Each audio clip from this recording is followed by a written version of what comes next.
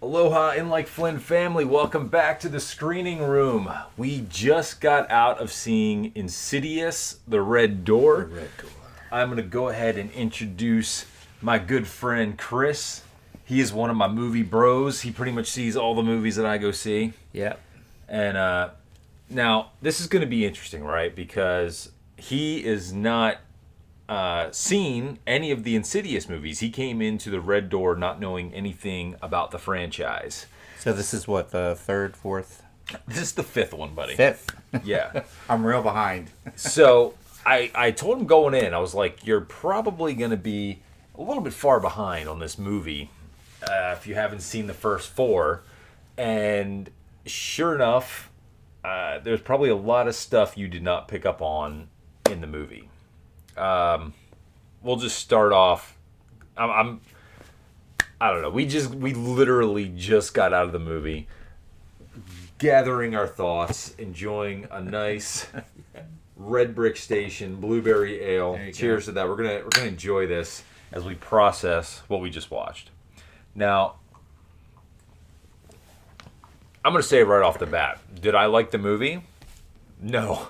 Did I like the movie? I thought the movie was pretty terrible. I'm sorry. Patrick Wilson, this was your directorial debut. And it basically felt like a cash grab for me. It felt like, all right, how can we get another movie out of this franchise? I get that this is the trilogy film to the first two Insidious movies, but it just felt completely unnecessary. It felt like they were just making a story as they went along and just said, all right, hey, we can throw this demon in here. We can throw this demon in here. And we can do this. And basically the story was just propelled by necessity, by a need to have this movie being made. So I was not a fan. Now going in, Chris, like, you were just going because the horror movie aspect, like you're a fan of horror movies and stuff and scary movies. The scare of it. And you thought the trailer looked pretty good. I didn't even watch the trailer. I didn't want to spoil it for myself. Oh, you didn't even watch the trailer? For being that behind. I thought we've seen it in other movies, though. But for a horror movie, it was kind of lame because it was more like around the corner kind of scare. It was all jump scare. The whole thing. It was nothing. For me, I have to admit, obviously, the Insidious franchise to me always took a backseat to the Conjuring films. I was always more of a fan of the Conjuring films, which that's another Patrick Wilson vehicle and James Wan vehicle. But this movie, I mean, they've been slowly going downhill for me. But really, yeah, there was nothing more to this movie than just like a bunch of random jump scares. Like, okay, let the audience get their breath back. Then we're going to throw another jump scare in there. And then we're going to do a callback to one of the earlier films so you feel that nostalgia. And then we're going to do another jump scare. And then we're going to give... I don't want to spoil the ending or anything like that. We'll leave the spoiler. I think when we talk about Indiana Jones, though, we'll go into spoiler territory. That movie's been out for over a week now. So we can talk indie spoilers. And we will get into our Indiana Jones review, too. But Insidious... You didn't even get into the further until an hour into the movie. The movie was such a slow build. Yeah, and it was just kind of like introducing us back to the main characters from the first two movies. And we basically saw the originate. So you didn't know this, but so the actors playing in these roles were the same exact actors who were in the first two movies. Patrick Wilson was the father. He was the Josh character. Then Ty Simpkins, I think's his name. He was the Dalton character. He was the same child actor that was from the first movie. And then Rose Byrne is the wife. And basically, the movie picks up immediately after the events of the second film, briefly. And then we're propelled ahead 9 years. And we are at the funeral, just like really lazy writing. We're at the funeral for his mom, who passed away, and then we get forward into the story like, oh, he's going to drive his estranged son, to college. Basically, his life has fallen apart. He's gotten a divorce. but it's all just like really lazy writing. We don't know why, and it's just kind of like, oh, okay, we're just okay. This family, this tight knit family that went through this hell for a year is just okay. Now they're divorced and gone their separate ways. So I don't know. Were you lost? I mean, I wasn't lost. It had a plot. It had a very slow, build of a plot. yeah, But the scares were few and far between, and a lot of it was Dalton staring at his own painting of a red door, yeah. So which became more detailed as we see it, but now, the scare factor and the wow factor wasn't there. yeah, it was such a slow build. Like the first hour of the movie took so long and just felt so unnecessary. Like I kept looking at my watch because I was like, when's this movie gonna start up? And then the ridiculousness of how we get back into the further with him being in an art class, that was so ridiculous. So basically after the events of the second movie, they like kind of wiped their minds. We know that. But now it's like, oh, he's in an art class. And his art teacher is like, oh, we're going to dive into our memories and I'm going to count backwards from 10. And then sure enough, bam, like everything comes pouring back and magically like this, okay, we've opened up the astral projection and we've started welcoming these demons and start getting glimpses from the first two movies. Now, Chris, just for a little backstory, so the first Insidious kind of introduced us to the whole astral projection and what they call the further, which you picked up on in this movie. And then part two was kind of like the immediate, basically like conclusion to that story, picked up immediately kind of where the first movie ended and finished telling the story of that family. And then their minds got wiped. And 3 and 4 were prequels, jumped all over the place. And then 5 now is the finale, I guess, the final trilogy from the first two movies. And it's funny because the other friend of mine, Jason, who went to go see it, he actually liked the movie. But again, he had never seen 1 through 4. And he was saying he liked it. And I was just like, ooh, I didn't like it. No, I wasn't crazy about it. Yeah, even when it picked up, it just kind of felt like, okay, here's a jump scare. Yeah, and then like 15 minutes go by. Oh, there's another jump scare. And did you get the red door? No, I didn't get that part of it. So the whole thing with the red door, it goes back to one of the prior movies about how the red door was kind of left open, but that really wasn't brought up. The fact like that was a big deal, and the other movie's like, oh my gosh, the red door was left open, but then they didn't even touch on that. They didn't even like really go into the red door. It's like we're supposed to know what the red door is, and there's big symbolism behind the red door. And the movie's called The Red Door, right? And they didn't even like really say what the red door was. No, you just saw him paint it. Yeah, he like painted the red door, and then all of a sudden at the end, okay, the red door had to do a little bit with the end, but it still was just kind of like a totally lazy ending. I felt like it was disappointing. The characters, in my opinion, like who was your favorite character in the movie? I've got to say Chris. Chris? She was the side. Okay, yeah. I'm like, which one was Chris? Oh, yeah, that's right. Okay. The co-ed roommate. Your name is Chris, so it didn't make sense that you like Chris character.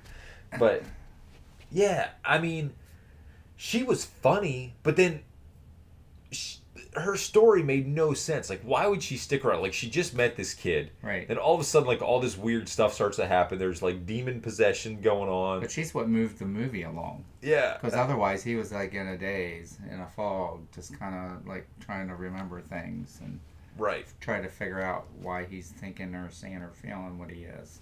Yeah, the roommate. But then I didn't get... The one thing that annoyed me with her was that she was introduced. They went to this party in the movie, and then all of a sudden, she's just like... Let's kind of go break the law. Let's just go into random person's room and go through their stuff. Well, that was the lame way to write it into them getting into the room. Yeah, it really was. It was kind of goofy that she's just like outbursts, like, yeah, let's go into somebody's property and Yeah, and not to Start mention snooping around. Not to mention that I'd have to look up the ages, but these characters, they look like they were in their mid-20s, like going on 30, but yeah, we're supposed to believe they're college freshmen. Right. So I don't know. They definitely kind of looked old for their age. But if you're a fan of the Insidious franchise, and you know the story is kind of Elisa's story all along, and the sad part is she's basically nothing more than a cameo in this movie. So if you've seen the trailers and you're hoping there's more of Elise, or the dynamic duos, I'll put them, they are not in the movie for any more than literally just a cameo. So sorry to let you down. That was one of the biggest disappointments for me, was that what has basically been Elisa's story all along, especially when you look at parts 3 and 4, she's just kind of like a side piece in the movie. But that you wouldn't even know that. Like, you probably wouldn't have ever realized that character in that movie is the kind of the center of the whole franchise. No, I wouldn't have. I don't want to spoil how, like, her cameo or what she does in the movie, or the two investigators that you saw briefly. You had no clue that they were kind of like central figures in this entire franchise, which is really kind of sad. So I don't know. I was really hoping they would finish this off. I mean, because you never, at the end of the second movie, there was this cliffhanger ending with Elise, and you're like, oh, something's gonna happen, and then it was just really no payoff, and really kind of a disappointing movie. Yeah. So, if you're a super fan of the franchise, go see it. Otherwise, I would just wait till it comes out on streaming, to be honest. Agreed. I mean, we have our pass, and we get to go see movies kind of for free. Not for free, but, you know, we have our AMC program. If I had paid $20 to go see that movie, I would be seriously disappointed. Yes. And I don't know what, like, just wait till Halloween. It felt kind of weird, too, that, like, you've got this horror movie with an astounding body count, by the way. Oh, my gosh. I'm joking. But there was a lot going on in the audience, too, during the movie. There was laughter. There was... Oh, yeah. Did you notice... Like... Okay, so... this was great. Did you notice the girl next to me? What she was doing? What? You didn't notice? No, I didn't. Okay, so the movie was more packed than I thought it was going to be.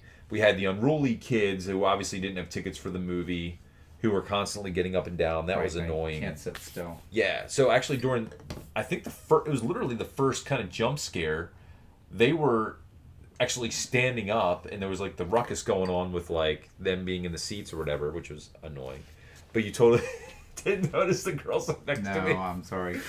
So, I had to my left in the movie, there was a younger girl and her boyfriend, and let's just say about 20 minutes into the movie, she must have been feeling bored. Well, let's just say her head went into his lap. And I'm trying to watch the movie, and I'm kind of astounded. The scary part of the movie, right? Yeah. Oh my gosh. Yeah. So there was that, and wow. Well, we'll just leave it there. That her head was in his lap, and we'll just say that she was using his lap as a pillow. If you want to be nice about it. Yeah. So that was intriguing. That's great. But yeah, the movie could have been a lot shorter, and overall, I don't know what Jason would rate it. He seemed to like it. He'd probably do a 4.5. If we're going out of 5, yeah. Let's go out of. You know what? Let's go out of 10. Out of 10, what did you think? What did I think out of 10? Yeah. 3 maybe. A 3. Okay, and you're going in with no experience in the franchise. Right. I'm going in as a good scare, thriller, horror movie. I've seen way better. Yeah. With a way better plot. I mean, Scream, like the last Scream movie, and way far better away was effects. Better. What? And way better effects. Yeah. The effects on the movie were, I don't know, lackluster. So, out of 10, I think I'm going to give this movie like 2.5. Yeah. Tomatoes. Yeah. It's not a good movie. Sorry, save your money. Yeah. Save your money on Insidious. It wasn't a good flick. But now, so I want to transition here. Now that we've talked about Insidious, we've kind of gotten that out of our bloodstream here. Now let's chat some Indiana Jones and the Dial of Destiny. So I kind of filled you in on the backstory on Indy. And we went and saw Indy last week on opening weekend. And I've been so busy this week, I haven't had a chance to do a review. Even though I've actually had a couple of our viewers ask me to do my review for Indiana Jones and the Dial of Destiny. Because I am a huge fan of the franchise. Mm-hmm. As I can imagine you are as well. Yeah, I've seen most of them. Did you actually see the original ones in the theater when they first came out? Yeah. In the early 80s? Mm-hmm. I saw the first, probably 2 in the theater. The first Indiana Jones movie I saw in the theater was The Last Crusade. The other ones I was a little too young for when they released. But I've always been a fan of the franchise. I grew up watching the Indiana Jones movies on VHS. Mm-hmm. And all those type. So, before we talk Dial of Destiny, what did you think of the Crystal Skull, Part 4? Because I hated Part 4. I've seen Part 4 of the Crystal Skull like probably a good 4 or 5 times now, each time hoping that it gets better. And the best I could say about it was maybe the first half of the movie is good, average. But then after that, it's well, like... I don't remember much of Part 4. Part 4 was so when... you're going to have to review that one. It was so not memorable. Okay, so Crystal Skull is literally where it starts off with the Russians. There's a nuclear blast. He jumps in a refrigerator, which is kind of so stupid, and then gets like blown to Kingdom Come, but he's inside the refrigerator and all's well. Then he meets his son, who tags along with him. Was it? What's that? What brand was it? Yeah. I wish I could remember. It was so forgettable. And then he ends up going on this adventure trying to find one of his old college buddies, who actually in this new movie, like, we don't even talk about him. The couple of the characters from Crystal Skull, they're just like totally written out. And then he ends up, they find the Crystal Skull, okay, and then they end up in a journey basically through like the Amazon, trying to return this Crystal Skull, which turns out to be a freaking alien. You don't any of this ring a bell to you? No, I probably didn't even see it. Oh my gosh! I don't know. I probably didn't. It was garbage, man. Not gonna lie. And then you had I aliens didn't flying miss into anything. outer space. Wow. Yeah, that movie was atrocious, especially when you started having like guys like swinging through vines. So there was a scene in the Crystal Skull, no joke. Shia LaBeouf's character. There was a car chase through the Amazon. There was cars literally racing each other through the Amazon, which is kind of perplexing to me anyway. But then there comes a point where he goes out of the car, finds a vine. He ends up in a tree, literally sees a vine, and there's a bunch of monkeys just like looking at him like, hello, how are you, Tarzan? So meanwhile, the car chase has been going on. They're far away. Well, this dude starts swinging like Tarzan on these vines with monkeys. Like, literally, there's like 20 monkeys, and he's just swinging on vines. And he magically, swinging on vines, gets caught up with the cars. And then, like, gets into the car. Then you have man-eating ants, which were really kind of ridiculous. Then they go over 4 waterfalls. Or no, I'm sorry, 3 waterfalls. It was 3 waterfalls. Magically, like, they didn't get injured at all. They were literally just going over these massive waterfalls. Nothing ever happened to them. Like too, right? In real life. Well, I've never been over a waterfall, but I mean, climbing one. Oh, yes. We have climbed a waterfall in Yosemite. That was beautiful, by the way. We should do a trip video on Yosemite. Yeah. Our whole Yosemite trip. That would be pretty cool. Great. But anyway, Crystal Skull, man, that was a joke. That was terrible. But Dial of Destiny, there was so much like negativity surrounding this movie. Going into it, I was like, oh dear, this movie's going to be horrible. Now, did I think the movie was great? No, I didn't think it was great. And actually, it's funny, because coming out of the theater, I liked it more than I do now. Once I started dwelling on the movie a little bit, I started coming up with things that I was like, oh, yeah, that doesn't sit well with me. That doesn't sit well with me. And so now I've got my number in my head. I know where I'm kind of going. But what did you think about Dial of Destiny? I thought it was good. Thought it was good? That's coming out of the theater. I actually thought, I was like, you know what, this isn't as bad as Crystal Skull. Well, it definitely is not as bad as Crystal Skull. It is better than Crystal Skull by far. 100% by far it's better than Crystal Skull. But did I think it was a great movie? No, I didn't think it was a great movie. It had some filming. Well, it wasn't. This was the first one not directed by Steven Spielberg. It was a James Mangold film. Tell them about the train scene out of Polar Express. Okay. Yes, everybody in our group, and if you've seen Dial of Destiny, you know the exact shot I am talking about. Early on in the de-aged part, which I think the de-aged part of that movie was the best part. I think it was all kind of downhill after that opening 20-minute, 25-minute sequence with the de-aged Harrison Ford as Indiana Jones. Yeah. That was kind of the best. That was the best part of the movie, was the de-aged part. Hey, Outdoor Eagle, what's up, man? Nice to see you. Yeah, absolutely. Catch the video tomorrow. It's all good. There's a shot early on where Indiana Jones is climbing up onto a train, and it is the worst CGI shot that I have literally seen. Everyone after the movie were like, this was like Polar Express level bad CGI. You saw this goofy looking Indiana Jones, look like Pitfall Harry from the game Pitfall on Atari. And he like jumps and defies gravity and is like, woo! And jerks forward at each.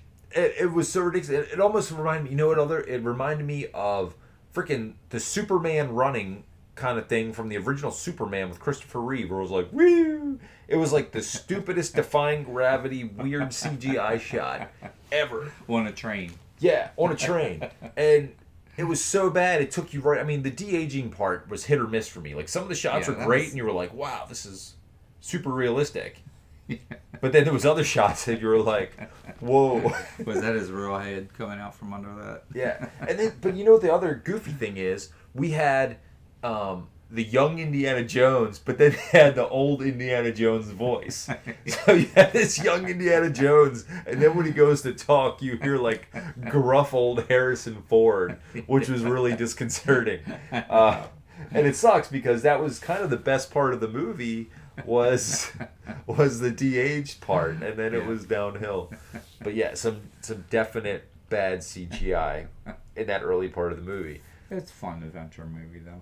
Yeah, you know what? It wasn't the best, but but it felt okay. So at least this one felt like an Indiana Jones movie. Like I felt like, okay, this is actually an Indiana Jones flick, and you know, I'm gonna enjoy it. And for the most part, it did. It got a little ridiculous with some of the action. Actually, some of the action scenes are pretty good. It's hard to believe that an 80-year-old man is going to be doing some of these stunts. You think he had a stunt man? Yeah. I mean, if we're going to spoil, so Indiana Jones gets like caught up in this whirlwind adventure with his goddaughter Helena Shaw, played by Phoebe Waller-Bridge, which in my opinion was the absolute worst part of this movie. Did you like her character? I thought she was fun. Really? Okay, so she was the antagonist of the adventure, I think, which made it fun. Yeah, I mean, they definitely wrote her to be a disliked character. Mm-hmm. There's no doubt about it. They did not write her to be a likable character. So the audience is supposed to dislike her, and she's a total. I don't know. For me, I wasn't a fan. She was like know-it-all, doing it all for the money. But it was a typical ride-along kid too, that you didn't know what the relationship was. But okay. There was a kid that rode along with them through the whole adventure. Which, that's another thing. So the more I start thinking about it is, I think the character's name was Teddy, if I remember right. He was like Abu or something. He was a pickpocket. Yeah, he basically was, if you remember from Temple of Doom, he was basically Short Round. Yeah. He was an Arabian Short Round in this movie. And it was kind of redonkulous because, like, I guess this kid doesn't have any parents. He doesn't have anyone that cares that he's just going to go gallivanting around the world with a chick and Indiana Jones, like looking for a dial of destiny or like a third wheel. Yeah. What do they call it? They call it like the dial of Archimedes. Yeah, there was like a goofy name for the dial as well, which is it's not a time machine. We'll clear that up. It's definitely not a time machine, but it is an artifact that can look for ripples in time, to which you can time travel, but it's not a true time machine. But the story, like, I don't know. They had these cameo characters, like Sala pops up for a brief second, which was kind of like, okay, cool, Sala's in this movie. But then he's kind of gone. And there were these action scenes that were just kind of unnecessary. And like, one of the questions I have for you. The bad guys, right? Basically, let's just talk about the bad guys who are chasing Indiana Jones and his goddaughter around the world in this new movie. Mm-hmm. What did you think about them? Because they were confusing to me in the beginning. Do you remember it was the African American woman, and then the two guys, like the one really huge guy, and then like they were supposedly like CIA agents, right, protecting Mad Middleton's character. I forget, Zoller. I think his name is Zoller. Mm. I think his name is Zoller, if I remember right. I'm bad with character names. They all begin with a Z anyway. Yeah, they're Nazis. Basically, they're all Nazis. But it was like no real reason. Like, why are they chasing Indiana Jones around? Like, why are they trying to kill Indiana Jones? And I felt like the characters were written really poorly. And then the one character just kind of like, boom, gone. Mm. Like, when they killed off her, I said, we're going to go into spoilers. So, spoiler alert, we're going to talk. When they killed off the African American lady, like that just felt like weird because she sat there, she watched these other two guys, which were not supposed to know they're bad guys, but they are kind of bad guys, and she watches them like literally blow a guy's brains out or blow a chick's brains out early in the movie, and she's just like, oh, well, they're trigger happy. Like, what? You work for the Central Intelligence Agency, and you're just like, oh, he just shot that woman to death in cold blood for no reason. Because you're trigger happy. You're trigger happy. Wow. Like, get the hell out of here. What are you talking about? You trigger happy. Like, no. I don't care what year it is. You don't just, like, blow a woman's brains out. You're like, oh, you're trigger happy. And it just made no sense. And then she just kept on going, like, oh, we have to find Indiana Jones by any means necessary. Any means necessary. But, like, they're just killing innocent civilians and stuff. Yeah. And, like, chasing Indiana Jones around. And, yeah. On scooters. Right. They had first they had his chase he was on a horse. So we had the horse through the subway. In the parade. The ticker tape, yeah. And we got the shots of, like, I guess that was supposed to be the Apollo astronauts. And that brief shot, I think, is they're going by. Okay, it's the parade for the astronauts. But, yeah, it was kind of ridiculous. Yeah, that's pretty amazing. Like I said, the action scenes were good. The one goofy thing for me, I don't know if you picked up on it, was like every scene though was like, oh, I'm hanging out of a car and there's something that's gonna come and smack me in the face. But like, whoa, oh, it didn't get me. Wait a minute. Oh my gosh, it's gonna hit me in the face. Woo, I missed it. But that happened to the guy on the train and knocked him off. I thought he was dead, and all of a sudden here he is 9 years later or something. Do you remember the movie Speed? Yeah. Okay, do you remember like how they killed Dennis Hopper in that movie when they're on the subway and the freaking sign hits him and like decapitates him? And he's like, oh, but I'm taller. Yeah. So yeah, we get that moment early on in the Indiana Jones movie where he like clocks a guy literally the same, going faster because they're on a legit train, and magically like the guy just like gets up and is like the scar on his head from the rest of the movie. Yeah, that was like the most ridiculous thing because it was just like, that would have killed a man. But he gets up and is like, That was funny. So the main bad guy is like this archaeologist Nazi who is smart but also dumb, because the bad guy is like, oh, he helped the Americans land on the moon. He was like supposedly the main guy behind getting the Americans to the moon, and he wants this dial because he realized it has this time travel capability, and he wants to go back and alter the course of World War Two. I think so, yeah. Yeah, or World War One. I'm getting mixed up. But wasn't his sidekick character, what's her name? The one you didn't really like. Oh, Helena Shaw. Yeah. She apparently grew up with him or something. He knew her since she was a kid, and Well, a friend of his. It was then his she- friend. Yeah. and then she goes to his class in college or something, archaeology Yeah, class. she shows up as kind of like a know-it-all in his archaeology class, which Yeah. made no sense too. She just That's another thing I thought about. So he's sitting there teaching his class, remember? And he's like, guys, this is going to be on the final. Didn't anyone do the reading? This is going to be on the final. He leaves the class and then literally goes to his retirement party where it's his last day. So, like, what, dude? Are you not going to finish your class? He doesn't go and say, like, oh, we're going to see you at the final, whatever. No. He's just, like, mad at his dumb class. And then it's just like, oh, I'm out. I'm retired. Sorry. Thanks for the party. Give him a clock, Yeah, they give him a clock. and he gives it away. Yeah, it makes zero sense. And like he just, okay, well, I'm not going to finish my class out at the university, and they're forcing me to retire. That whole thing was preposterous. But she set him up, Yeah, acting interested in it. exactly. She did. The whole thing gets kicked off because she tricked Indiana Jones into getting the dial basically from him, or a piece of the dial. Remember, like there was only a piece of the dial. They had to find the other piece. That's the whole adventure. And she knew where it was, but They she had to find wanted the the other half. first piece.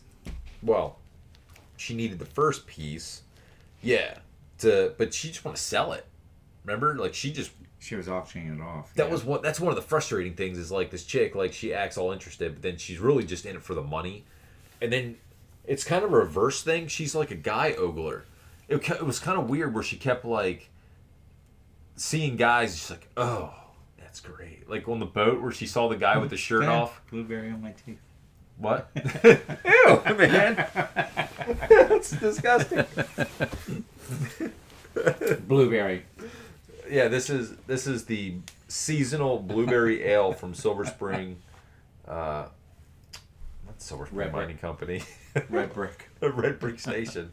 They have the word station in them. This is probably my go-to seasonal that I absolutely love this time of the year. It's fantastic, and it's got real blueberries in it. But yeah, Dial of Destiny. It was a good movie. Adventure-wise, it was good. Yeah. Mike didn't like it though. Remember? No. Mike said he was only giving it a 1.5 out of 5. So Mike, if you watch this, like you told me to say what you thought in your rating. He said, didn't he say 1.5 out of 5? And I think he was like me because out of the movie, we all sort of thought that it was an okay movie, and then just kind of for me, I just kept dwelling on it and thinking about it and coming up with things I didn't like, and I was like, oh, yeah. But now where it really went downhill for me was kind of the last 30 minutes, where basically starting in the third act of the movie, which I guess it's kind of the third act maybe, when they get to the boat. It's always a boat. You know what I'm talking about? And then Antonio Banderas shows up. Antonio Banderas shows up for like 2 seconds as old Indiana Jones, like an old friend of Indiana Jones who has a boat, like conveniently enough right where they need to have a boat from. And so they all go out on the boat, and then it's like, oh, well, somehow the Nazi bad guy found us in the middle of the ocean. Even though he had like really no clue like where he was supposed to be, they magically caught up with him in the middle of the ocean when they're diving for this lost artifact. Yeah. And then next thing you know, then they had to call back with the snakes, but they're eels this time. They're like giant eels. And next thing you know, like, They're all the crew of the boat are dead. Like, just out of nowhere. They kill them all. Well, they dived under and They cut the cut airline. the airlines out too. Yeah. But they cut the airlines, but then magically, like, Indiana Jones and Helena Shaw are fine. They get back up, kill Antonio Banderas. That's kind of ridiculous. And then, I don't know, Helena Shaw takes another weird turn. And then it's kind of weird. They go to find this artifact. They got the clue to the artifact, but then they got to go find another artifact, right? In a cave. Remember the cave? Magically, the freaking Nazi bad guys found him again, even though they told him to go somewhere else. And the guy didn't know how to decipher anything on this tablet. And then he's just like, oh, well, they're going in the other direction. Yeah, he watched them on the binoculars forever. To Okay. see which But he still didn't know how to solve the clue or the riddle. He's just like, oh, they're going that way. But then magically, like, he knew exactly where they were going. And he was right behind them. Even though they were on a destroyed boat that had just gotten blown up with dynamite, with nowhere to go. They were just adrift at sea. They watched Indiana Jones ride off into the sunset. And then they're like, oh, they're going the wrong They're way. going the other way. Oh, you know what? I figured it out. I figured out the clue. That's crazy. Oh, let's see. Was it one of those movies that was all right and you'd probably only watch it again in a few years? That's what a question for one of our viewers. Is this one of the movies that's kind of all right? We'd only watch it again in a few years? Yeah. You know what? I would watch it again as soon as it came out to streaming. Because it's one of those. It's a movie where I want to see if I like it more the second time. Same thing with Crystal Skull. Like, I wanted to watch it again to see if I disliked it as much on the second viewing. Almost like I did with, the Star Wars Last Jedi. I was like, does this movie really suck that bad? And I kept watching it. I was like, no, it really sucks that bad. I really hate this movie. But, no, I would actually be, when it comes out on streaming, whatever platform it comes out on, I would probably watch it. I'm not going to go out and buy it. Sorry. Yeah, not going to buy it, but... So what did they end up doing? He time warped into... Wait, well, hold on. So they went to the cave. You can't jump ahead. They went to the cave, and then... I don't know, did this blow your mind? That it was a total tourist attraction cave, right? Yeah. They're like, oh, we can't go there during the day because there's all these tourists walking around. Right. And they're walking in and out of these caves. But then they're like, oh, the entrance to where we need to go is right over here, which is like literally right around the corner from where all these tourists were. And there's a bridge. So you're telling me in 2,000 years, in a major tourist area, that they found like this hidden cave that was humongous. This humongous cave that no one's ever seen before. And they walk in and they're like, oh, you know what? We need to go right up there because there's like this reflection from the moon that shines right there. It's totally obvious. And then here's a bridge. We're just going to walk across. No one in 2,000 years thought we're going to walk across this bridge and go find this lost artifact that's been hidden for 2,000 years.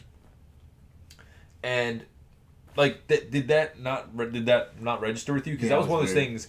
And afterwards, I was like, that makes no sense. That would be like people going to Luray Caverns, which has been around for 50 years. And they're like, oh, man, you know what? The whole time, Noah's Ark was right around the corner there. Yeah. And we just, you know what? We never thought to go walk over there. You know, there's been thousands of tourists that come in here Just every take day. this bridge. And if we would have walked around the corner, you know what? Noah's Ark was right over there this whole time. It's crazy. That's literally what it would be like. It made like 0 sense.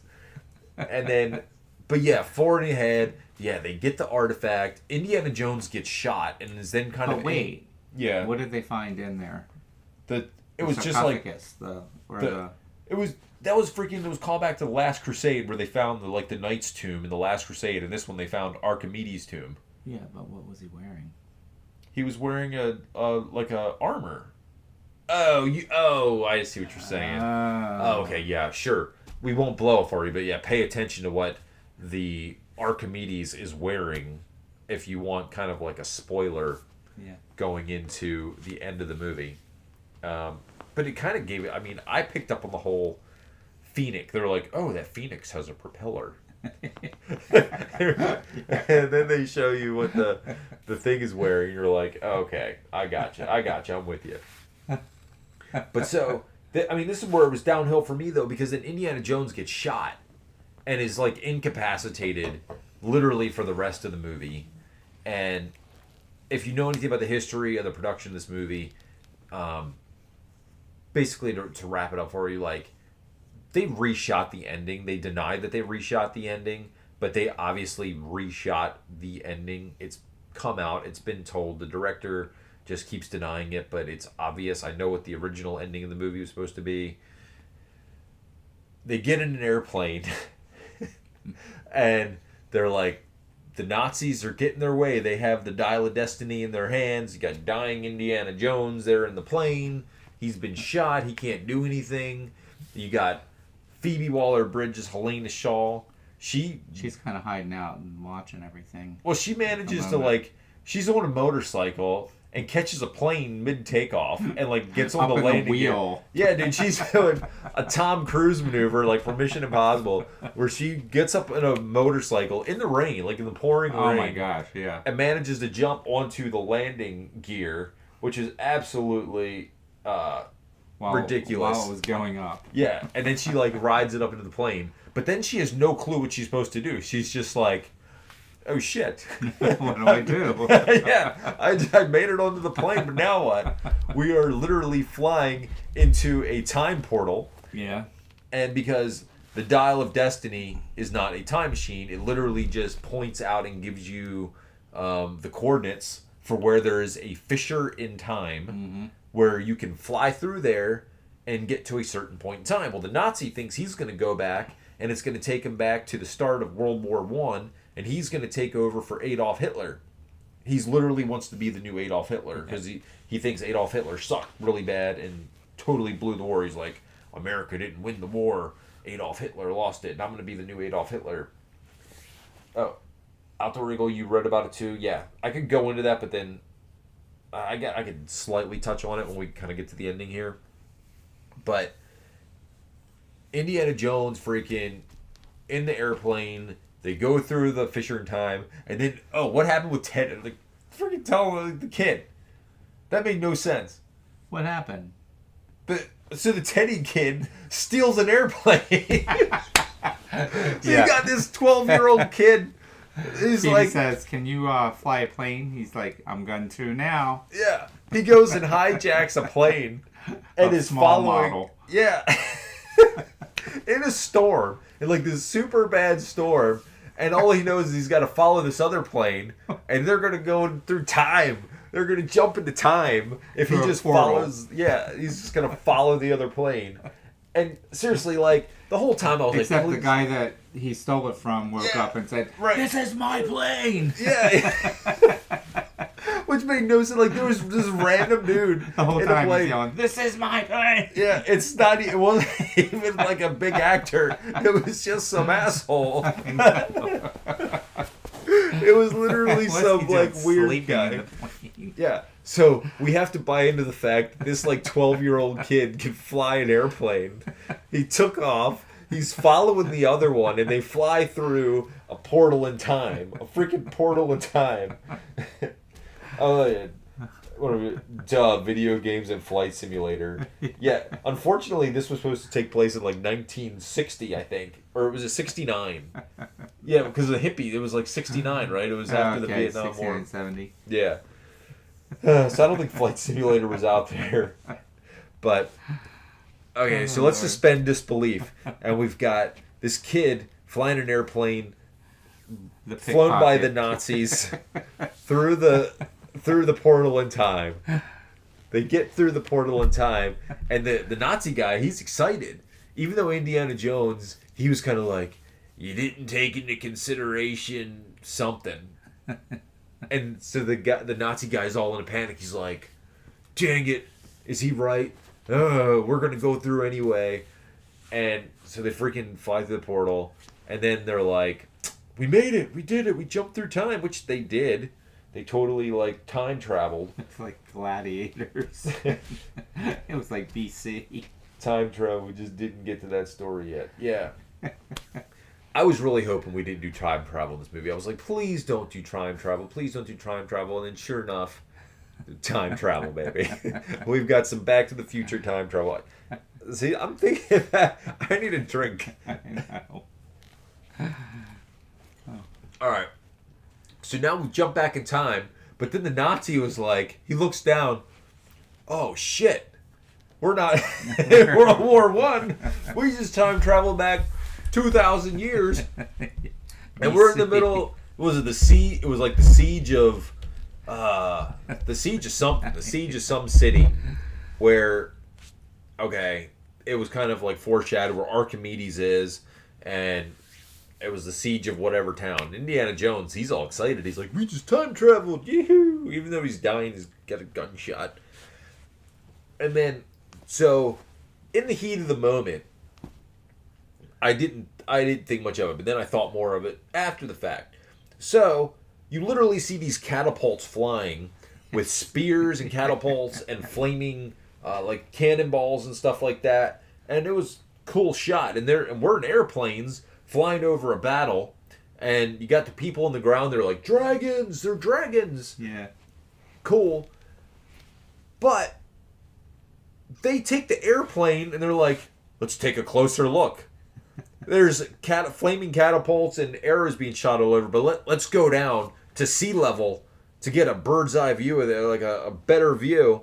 Let's see what's going on. Yeah, let's take the plane down to the water where we're now open to friendly fire. Yeah. And our plane might get struck. Well, sure enough, what do you think happens? Freaking airplane gets hit by a cannonball and like a spear. It's like, why would you take your airplane down to like 100 feet above ground level in the middle of like a war to where your freaking airplane can get shot down by like medieval weaponry? And they were over the battle for like 5 minutes. Yeah. So you're telling me that this airplane, going at airplane speed, is flying over a battle for like 5 minutes and is getting shot down? Like, were they like circling it? I know. Like, how about you go and land your freaking airplane somewhere else? That made zero sense. And then you got the 13-year-old like, woo, yeah, we flew through it. I did it. Yeah, he didn't get shot down. The 13-year-old was smart enough to maneuver the plane around all the catapults and stuff. Well, I thought it was amazing that they made it all the way back to the time where they got to meet the guy that made the dial. Right. Yeah. Wow. So long story short, How lucky. Archimedes designed the dial to only take them back to that specific point in time. It's not a time machine. It only takes them back to that point in time. Woohoo! Yay! And they got to meet him. Yeah. So now the plane crash lands. Indiana Jones and Helena Shaw, they parachute out. They had a single parachute. They parachuted together. They got down to the ground level. The freaking 12-year-old was able to do an emergency landing. And wasn't that amazing? Yeah, without damaging his plane, and landed. But they all had to get back now. Time was... Well, okay, well, this is the other problem I have, okay? Because Indy wanted to stay. Yeah. Indiana Jones knowingly travels back in time, and yes, it's cool to travel back in time. I can't imagine how cool it would be. But Indiana Jones is kind of a smart guy.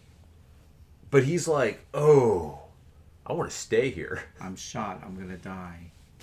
Well, But he was like, I'll be fine. But yeah, he's like, I've got nothing back home. Because we learned earlier in the movie that Mutt's dead. That was lazy. Basically, he died in Vietnam. And Marion left him. But you don't see her for the whole movie. We just like, okay, Marion left him. And Mutt's dead. And he's got nothing left for him back in New York. Back in the present time. So he's like, leave me. I want to stay here. I want to stay here. And she's just like, no, you're not going to stay here. That's a bad idea. Which, of course, it is a bad idea. Mm-hmm. What'd she freaking do? Knocked him out. She freaking punches Indiana Jones. A one-punch knockout of freaking Indiana Jones. Indiana Jones has been in, like, fights with this huge dude, even at 80 years old, and been shot and all kinds of stuff. And then you're leading me to believe that this little chick... sorry, I mean she's a small character. Literally one punch knocks out Indiana Jones, and then that's it. We see her knock him out, and then it just cuts to black. And he wakes up in his apartment. Am I lying? Like, I wish I was making this up. No, you're not lying, and he woke up with bandages. Yeah. It was literally just like wakes up, and we're like, okay. So she knocks him out. They got back through the portal in time, which was closing, supposedly. I know. And then, yeah, they got him back into his bed, even though he had like he was bleeding out from a bad gunshot wound. They managed to like land that plane, which took off not even from America. So the 13-year-old, I guess we have to believe, flew that plane across the Atlantic. He flew it to New York, got landing permission at like LaGuardia, and made a landing. They took Indiana Jones' like limp body to the hospital. You know how they have to wrap everything up real quick. Well, so that yeah. You know, so it's wait, like, I guess they didn't even take him to the hospital, right? I know. Because he woke up in his bed. If they took him to the hospital, he would have woke up in the hospital. So they were like, "No, we'll just take you home and wrap up your gunshot wound that was killing you." That's cool. See, like more and more I think about this, I'm like, this story made zero sense. I know. And then, yeah, she's just sitting there. She was reading a newspaper, right? Yeah. Like, she was just sitting there, like, reading a newspaper. Indiana Jones wakes up. And then Sala comes in with, like, a bunch of rando kids. We're like, And who were they? The boy. Oh, yeah. And, yeah. Who he seemed to know, by the way. Like, it was kind of weird. It was like Sala knew who the boy was. Yeah. Teddy, or whatever that kid's name was. It was ridiculous. I mean, like, it's absurd. So, and then this is where, obviously, this was the new ending that was shot. Then Marion comes in. Even though they had, like, gotten divorced or in the process of getting divorced, she's just like, neat, okay, I'm gonna reconcile with Indiana Jones because this random person who I didn't even know, this Helena Shaw, said Indiana Jones is back. And so that reconciled their marriage magically, and she went and bought him groceries. And he was a hero. Yep. And put the groceries away. The ending was just so bad, in my opinion. And then they did a little callback with, like, where's it hurt? Like, oh, here, like. And then John Williams music, cue it up, which that was probably the best part of the movie, was John Williams' score. And then that's it. We have our new Indiana Jones happy ending, and I guess Phoebe Waller-Bridge is supposed to take over the franchise. Happily Ever After. It's one of those. Yeah. Hurry up and end the movie. Yeah, I'm that tired was. of writing. It was super lazy that they just went from like Indiana Jones to punch him, knock out, wake up in New York. Mm-hmm. Okay, whatever. Now, really, I'm just gonna touch on this really quick. The original ending was supposed to have Indiana Jones dying in the past, and then his goddaughter taking over the Indiana Jones role and like rewriting history, and we would have seen this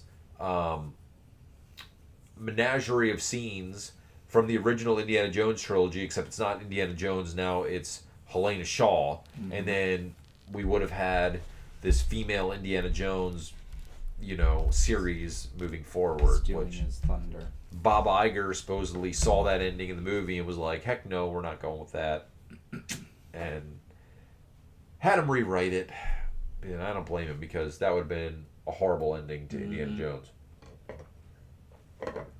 Alright, so now that we just recapped Indy, let's give it a figure. I guess we got to go out of 5 because Mike gave it a 1.5 out of 5. Even though out of the theater, everyone was kind of like, oh, it wasn't so bad. Now I'm kind of like, it was bad. I'll go. I made you go first last time. I'm going to, out of 5, I'll be a little bit more generous than Mike. I'll give it a 2 out of 5.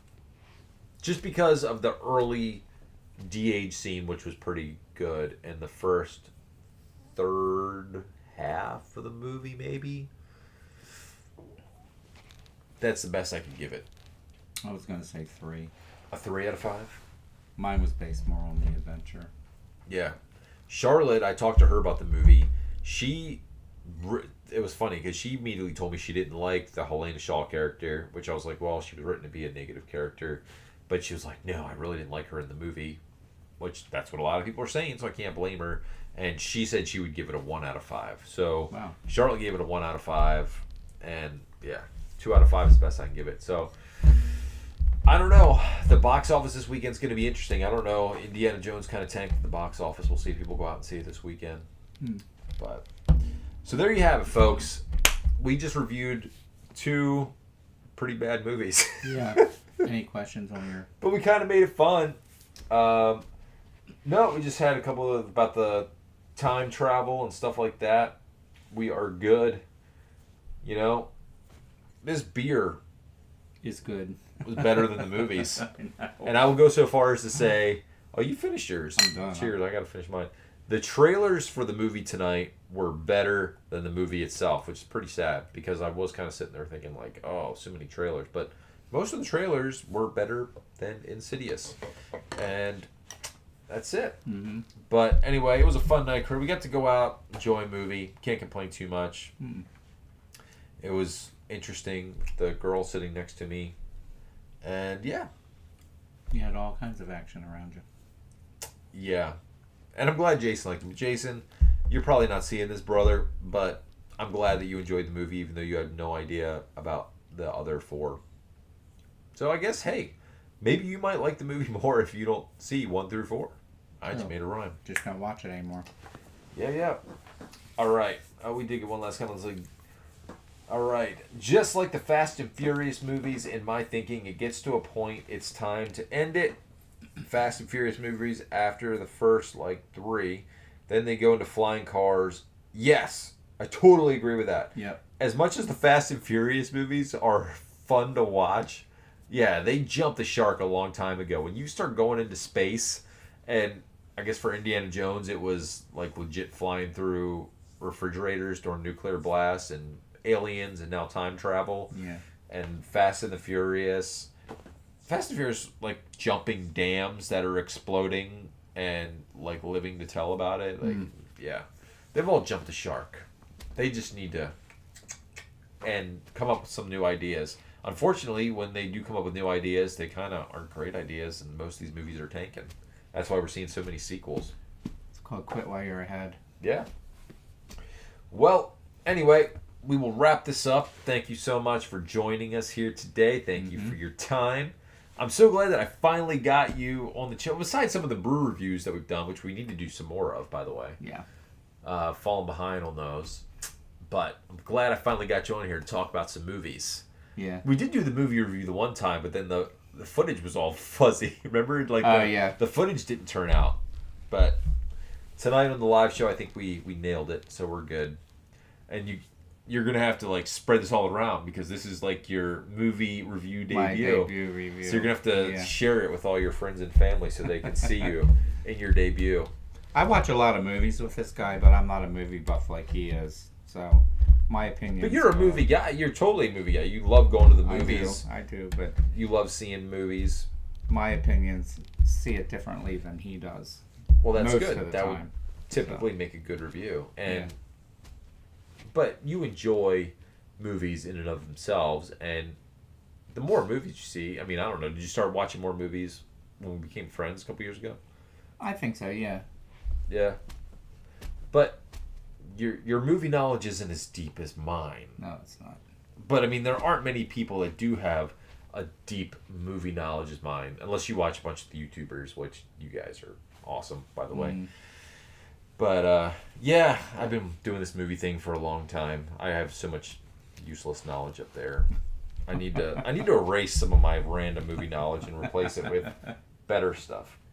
I wish I was more like Outdoor Eagle, who actually probably uses his knowledge to make things grow in his garden and grows vegetables and crops and does lots of fishing and probably knows so many more useful life things than I know.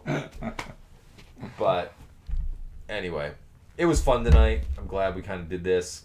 And Who knows? Maybe we'll start doing this more. Maybe we'll start going to earlier movies and then doing these live reviews after the movies. Yeah, that'd be fun.